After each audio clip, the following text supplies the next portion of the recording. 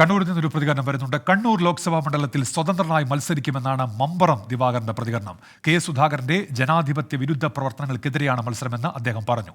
2 വർഷം മുൻപാണ് മമ്പറം ദിവാകരനെ കോൺഗ്രസിൽ നിന്ന് പുറത്താക്കിയത്. ധർമ്മടത്ത് 2 തവണ UDF സ്ഥാനാർത്ഥിയായിരുന്നു മമ്പറം ദിവാകരൻ. ഞാൻ ഏതായാലും തെരഞ്ഞെടുപ്പിൽ മത്സരിക്കാൻ തീരുമാനം എടുത്തത് എന്ന് പറഞ്ഞാൽ ഞാനിപ്പോൾ കഴിഞ്ഞ 2 കൊല്ലവും 3 മാസമായി ഈ പാർട്ടിയിൽ നിന്ന് പുറത്താണ്. അപ്പൊ എന്നെ പുറത്താക്കിയതിന്റെ കാരണം എന്താണെന്നൊന്നും എനിക്കറിയില്ല. എനിക്ക് ഇതുവരെ ഒരു നോട്ടീസോ അതുപോലെ ഒരു വിശദീകരണ നോട്ടീസോ പുറത്താക്കിയ നോട്ടീസോ ഇതുവരെ കിട്ടിയിട്ടില്ല. KPCC അധ്യക്ഷനാണോ തിരിച്ചുവരവിന് തടസ്സം?